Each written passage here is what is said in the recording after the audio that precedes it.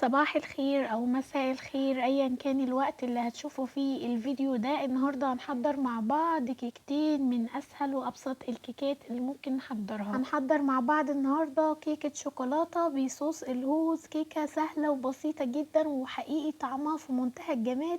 لو جربتوها مره هتحبوا دايما تحضروها. كيكه سهله وخفيفه جدا. وكمان هنحضر مع بعض صوص الهوز، صوص في منتهى الجمال نقدر نزين بيه اي انواع كيك احنا عايزينها. تاني كيكه هنحضرها النهارده مع بعض وهي كيكه بصوص الكراميل. تحفه جدا، سهله وبسيطه برضو، ومكوناتها بسيطه جدا وكلها متوفرة في البيت. الكيكتين حقيقي اجمل من بعض وكمان اسهل من بعض، ولو جربتوهم هتحبوا دايما تحضروهم لان حقيقي طعمهم حلو قوي. يا ريت نعمل لايك للفيديو، ولو بتشوفوني لاول مره او كنت اول مره بتتابعوني اعملوا سبسكرايب للقناه واشتراك وفعلوا الجرس علشان دايما يوصلكم اشعار باي وصفه او كل فيديو جديد. ويلا بينا نبدا ونشوف المقادير وطريقه التحضير. في البداية هنبدأ نحضر صوص الهوهوز مع بعض، وكل اللي هنحتاجه كوباية من السكر، وده سكر أبيض حبيبات. كمان هنحتاج كوباية إلا ربع من الزيت، واختاروا زيت يكون طعمه حلو أو زيت نوع يكون كويس علشان الصوص يكون طعمه حلو. كمان هنحتاج كوباية من الحليب، ولازم يكون الحليب بدرجة حرارة المطبخ. هنحتاج كمان معلقتين كبار ونص من الكاكاو الخام الغير محلى، واختاروا نوع كاكاو يكون كويس. كل ما بقى نوع الكاكاو كويس او طعمه حلو كل ما اعطاكم طعم حلو جدا للصوص او للكيكة عموما. هنضيف كمان معلقة صغيرة من الفانيليا السايلة او البودرة ايا كان المتوفر عندكم. بعد كده هنحتاج 2 باكت من كيكة الهوهوز الجاهزة، ما تكتروش عن كيكتين بس علشان الصوص ما يتقلش جدا معاكم، وعشان كمان يكون قوام الصوص مظبوط معاكم وتاخدوا نتيجة مظبوطة تمام.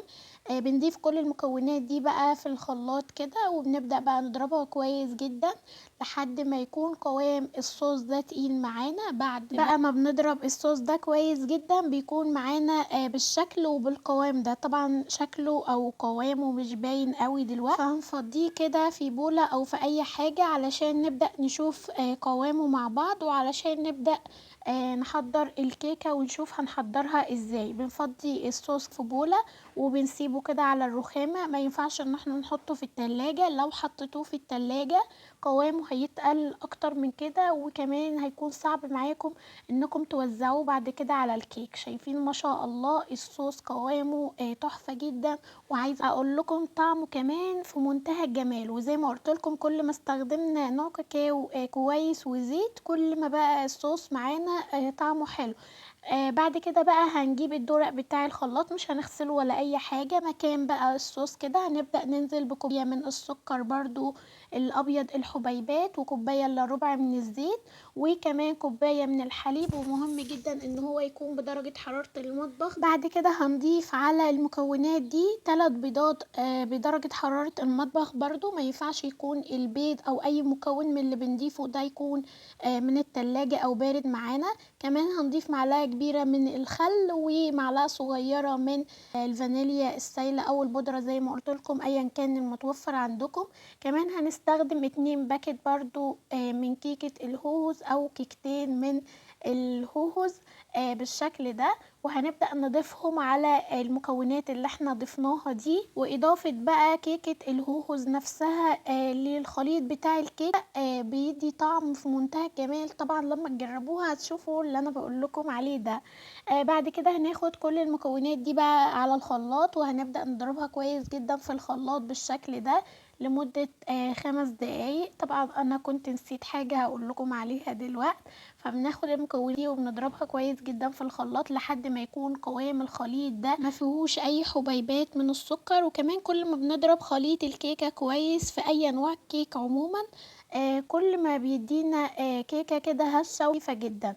طبعا اثناء ما كنت بضرب الخليط بتاع الكيكة او بضيف المكونات انا كنت نسيت ان انا اضيف معلقتين من الكاكاو للخليط بتاع الكيكة نفسه، فضفت معلقتين من الكاكاو الخام برضو وبدأت ان انا اضرب المكونات دي كويس جدا زي ما قلت لكم، ودي خطوة مهمة جدا. دلوقتي بقى هنبدأ نحضر المكونات الجافة، وكل اللي هنحتاجه كوبايتين، وده دقيق فاخر او خاص بالكيك. كل برضو ما استخدمنا نوع دقيق كويس كل ما بقى افضل وبيدينا نتيجة حلوة للكيكة. بعد كده هنحتاج معلقة كبيرة من البيكنج باودر ورشة بسيطة جدا من الملح، واضافة رشة الملح في اي انواع كيك مهمة لانها بتظبط طعم السكر في الكيك. تمام. بنبدأ بقى ننخل المكونات الجافة دي كويس جدا، واهم حاجة ان احنا نكون بنعاير المكونات كلها بنفس الكوباية. بعد ما بننخل المكونات الجافة بنبدأ بقى نصب عليها خليط الكيك بعد ما ضربناه كويس جدا في الخلاط، وبقى ناعم جدا معانا وقوامه كريمي جدا بالشكل ده. بنبدأ بقى بعد ما بنضيف خليط الكيكة للمكونات الجافة بنبدأ نقلب الخليط بتاع الكيكة كويس جدا، ومهم جدا ان احنا نكون بنقلب وايدينا تكون في نفس الاتجاه. ما ينفعش تكون ايدينا كده رايحة في اتجاهين علشان ما نطلعش الهواء اللي بيكون جوه من خليط الكيكة فتطلع معانا الكيكة هشة وخفيفة. بنقلب خليط الكيكة كويس جدا بالشكل ده، وبنحاول برضو بقدر الامكان ان احنا ما نبالغش في تقليب الخليط بتاع الكيكة علشان ما نطلعش الهواء اللي بيكون جوه من خليط الكيكة زي ما قلت لكم، فتطلع معانا الكيكة هشة وخفيفة. بعد ما بنقلب خليط الكيكة كويس جدا بيكون معانا بالشكل ده. اول ما الدقيق او المكونات الجافة دي تختفي معانا تماما بنوقف بقى تقليب في خليط الكيكة، وبعد كده بنكون اوريدي من البداية مجهزين الصينية اللي هنسوي فيها الكيكة. هنحتاج صينية مقاس 28 سنتي او 30 سنتي، بتكون حلوة جدا في الكيكة، وكمان بتخلي سمك الكيكة او ارتفاعها كويس جدا. وطبعا ارتفاعها بالظبط هنشوفه مع بعض في الاخر. بنخبط بقى الصينية خبطتين كده بالراحة على الرخام علشان نطلع فراغات الهواء اللي بتكون جوه من الكيكة، وبعد كده بنكون اصلا مشغلين الفرن من البداية على درجة حرارة 180. بيكون الفرن سخن من اول ما بنبدأ ان احنا نشتغل في الكيكة. مهم جدا ان احنا نشغل الفرن يسخن على ما نبدأ ان احنا نحضر الكيكة. بنبدأ ندخلها الفرن وهو سخن، يعني بنكون مسخنين الفرن على درجة حرارة 180. الفرن بيكون سخن، بندخل الكيكة على الرف الأوسط، بتقعد معانا بالظبط من 35 دقيقة ل 40 دقيقة. بعد الوقت ده ما بيعدي بنطلع الكيكة كده وبنختبرها بخلة أو بسكينة. لما بتطلع معانا السكينة أو الخلة نظيفة بنعرف ان الكيكة كده استوت معانا. بنبدأ عليها الفرن تماما وبنطلعها، وبعد كده بقى بنطلع الكيكة وبنسيبها تبرد. يعني الكيكة مهم جدا ان احنا نسيبها تبرد، وبعد كده بنبدأ ان احنا نضيف على الكيكة او نشربها كده بكوباية الا ربع من الحليب. والحليب طبعا بيكون بدرجة حرارة مطبخ. بعد ما الكيكة بتتشرب معانا الحليب كويس بنبدأ نضيف عليها صوص الهوهوز بالشكل ده. وطبعا زي ما قلت لكم انا كنت سايباه في المطبخ، يعني بدرجة حرارة المطبخ، مش بنحطه في التلاجة. بنبدأ ان احنا نحط او نضيف صوص الهوهوز، وبنبدأ نوزعه كويس جدا على الكيكة. شايفين اصلا شكل الصوص عامل ازاي؟ بجد تحفة جدا. وكمان الجميل فيه ان احنا نقدر نستخدمه في اي انواع كيك تانية، يعني ممكن ان احنا نحضر الصوص ده نفسه ونزين بيه اي كيك تاني احنا عايزينه. المهم بقى بنبدأ ان احنا نوزع الصوص كويس جدا، وبعد كده بقى بتيجي خطوة التزيين. زي ما انتوا عايزين بقى، تقدروا تزينوا الكيكة او ما تزينوهاش براحتكم خالص. هي اصلا والله مش محتاجة تزيين، شكلها وطعمها في منتهى الجمال جدا، مش محتاج ان احنا نزينها باي حاجة. انا زينتها بالشكل ده، زينتها بمربى الحليب. يعني حطيت كده شوية في كيس حلواني وبدأت اعمل كده على الكيكة خطوط كده بسيطة بمربى الحليب علشان تديني شكل يعني ايه للكيكة. وطبعا شكلها هنشوفه دلوقتي مع بعض. بعد ما عملت الخطوط اللي بالطول بدأت كده بالسكينة اعمل فيها التموجات اللي انتوا شايفينها دي رايح جاي. هنخلص بقى تزيين الكيكة وبعدين هنرجع مع بعض نشوف الشكل النهائي ليها.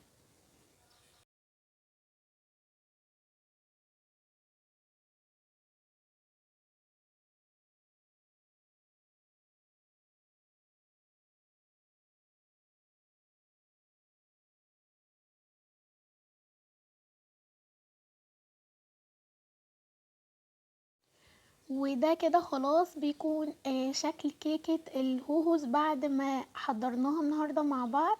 شايفين طبعا شكلها في منتهى الجمال، وعايزة اقول لكم الصوص نفسه كان بيلمع جدا، كان معاكس جدا الاضاءة اثناء ما كنت بصور، فكمان هي على الحقيقة كانت اجمل من التصوير بكتير. ده كده بيكون شكلها. دلوقتي بقى هنبدأ ان احنا نقطعها علشان نشوف شكلها كمان بصورة اوضح مع بعض. عايزه اقول لكم بقى طعمها رهيب، لازم فعلا انكم تجربوها، سهله وبسيطه، وكمان زي ما شفتوا مكوناتها بسيطه جدا وكلها متوفره في البيت وسريعه التحضير ومش بتاخد اي وقت.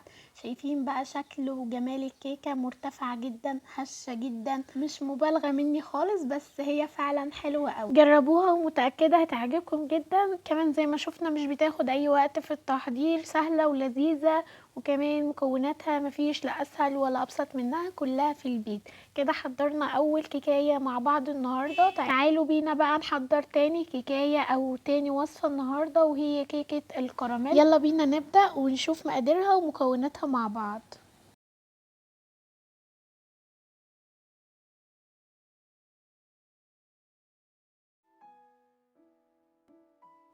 اول حاجه هنبدا نحضر المكونات الجافه للكيك، وهنحتاج كوبايتين ونص من الدقيق، وده دقيق فاخر او دقيق خاص بالكيك. هنحتاج كوبايتين ونص، وبنفس الكوبايه هنعاير بقيه كل المكونات. هنحتاج كمان معلقه كبيره من البيكنج باودر ورشه بسيطه جدا من الملح. هنضيف المكونات الجافه دي على بعضها بالشكل ده، وهنبدا ان احنا ننخلها كويس جدا بالشكل ده. الخطوه دي بتخلي معانا الكيكه هشه جدا. بعد ما بندخل المكونات الجافه دي بنقلبها كويس جدا، وكده حضرنا المكونات الجافه. هنبدا بقى نحضر الخليط السائل بتاع الكيكه او المكونات السائله. هنحتاج الدورق بتاع الخلاط بالشكل ده، وكل اللي هنحتاج 2 بيضه بدرجه حراره المطبخ.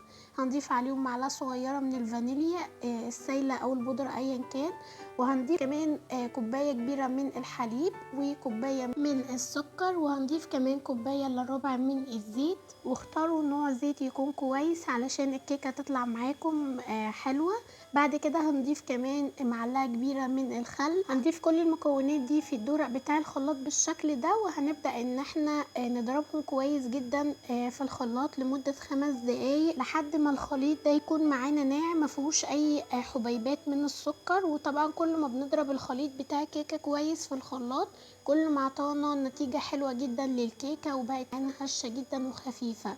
بعد كده بنبدا ان احنا ننزل بالمكونات السائله دي على المكونات الجافة بتاعة الكيكة اللي حضرناها في البداية، وبنبدأ بقى نقلب خليط الكيكة كويس جدا بالشكل ده. طبعا مهم ان احنا نكون بنقلب في نفس الاتجاه، يعني تكون ايدينا في نفس الاتجاه كده واحنا بنقلب خليط الكيكة.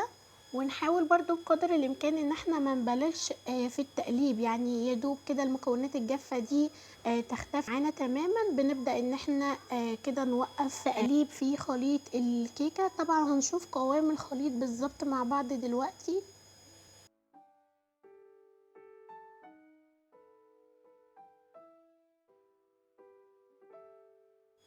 ده شكل القوام بتاع الخليط اللي احنا محتاجينه. لازم تكون معاكم الكيكة بالقوام. دلوقتي خلاص خليط الكيكة جاهز معانا. هنبدأ دلوقتي بقى نصبه في الصينية. هنحتاج لخليط الكيكة ده صينية مقاس 30 سنتي او 28 سنتي، بتكون مناسبة جدا للخليط ده. بنبطن الصينية كويس جدا بالزبدة وبنرشها رشة خفيفة جدا بالدقيق بالشكل ده. بعد كده بنصب فيها الخليط بتاع الكيكة كله زي ما انتوا شايفين كده.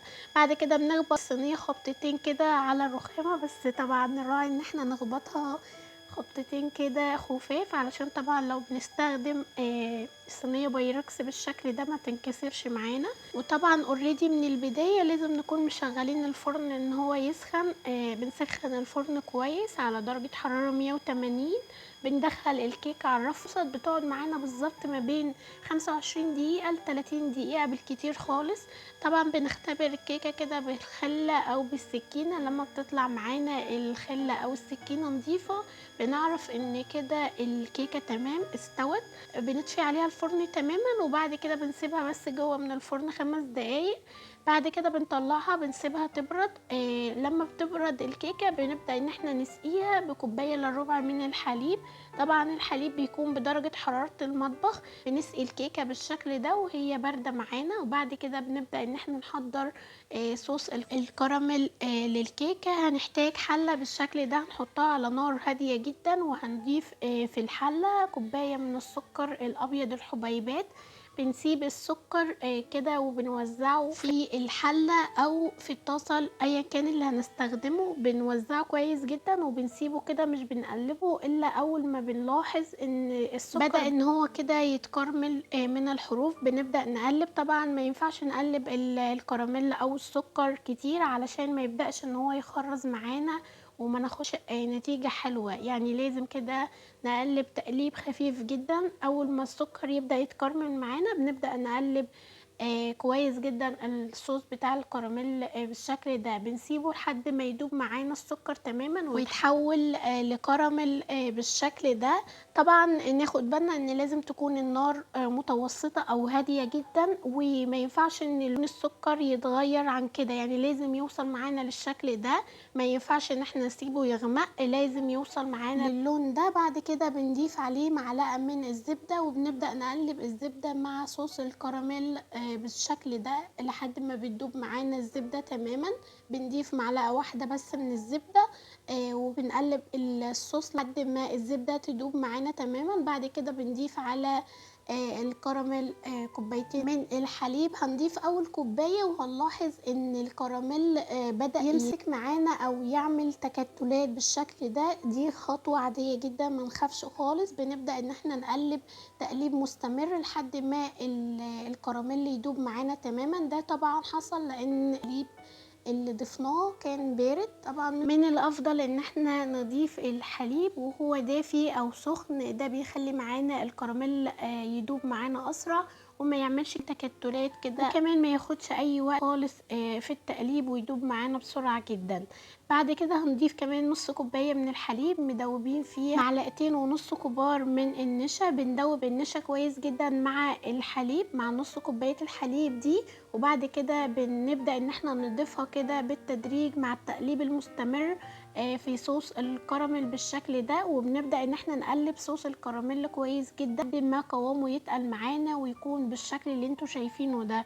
ده شكل صوص الكراميل بعد ما بيستوي معانا. لما قوامه يتقل معانا بالشكل ده ويبدأ يعمل فقاعات بنعرف ان كده اوريدي الصوص جاهز معانا او خلاص استوى. بنبدأ نطفي عليه النار تماما وبننزله وبنبدأ نصبه على الكيكة بالشكل اللي انتوا شايفينه ده. وبعد كده بنوزعه كويس جدا على الكيكة بشكل متساوي زي ما انتوا شايفين كده. طبعا نراعي ان احنا لازم نصب صوص الكراميل على الكيكة مباشرة اول ما بيستوي، لان طبعا قوامه بيتماسك، فلازم ان احنا نصبه على الكيكة اول ما بيبدأ ان هو يكون جاهز معانا، وبنوزعه كويس جدا على الكيكة بالشكل ده. بعد كده بنقدر ان احنا نزين الكيكة بقى باي حاجة احنا عايزينها. ممكن نكتفي بشكل ده او ان احنا نزينها. انا زينتها بصوص شوكولاتة، حطيت شوية كده من صوص الشوكولاتة في كيس حلواني وبدأت اعمل كده خطوط على الكيكة بصوص الشوكولاتة. وبعد كده عملت بالسكينة كده رايح جاي علشان يدينا شكل تموجات كده وشكل بالظبط زي ما انتوا شايفين كده. ده شكل الكيكة بعد ما بنزينها. قطعت منها كده قطعة علشان نشوفها مع بعض بصورة اوضح. شايفين ما شاء الله الكيكة مرتفعة جدا. طبقة الكراميل دي طعمها حلو قوي. الكيكة خفيفة جدا هشة جدا وبجد لذيذة وما تشبعوش منها. جربوها متأكدة ان هي هتعجبكم جدا. خفيفة كده وطعمها حلو قوي وكمان مش بتاخد اي وقت خالص. تقدروا تقولوا سريعة التحضير جدا وكمان مكوناتها بسيطة جدا. كده حضرنا مع بعض الكيكتين النهاردة وحضرناهم في منتهى السهولة بمكونات كلها متوفرة في البيت. يا ريت ما ننساش نعمل لايك للفيديو، ولو جداد على القناة او بتشوفوني لأول مرة اعملوا سبسكرايب للقناة او اشتراك وفعلوا الجرس علشان دايما يوصلكم اشعار بكل وصفة او اي فيديو جديد. ولو ليكوا اي سؤال اكتبوهولي في التعليقات وان شاء الله هرد عليكم واشوفكم على خير.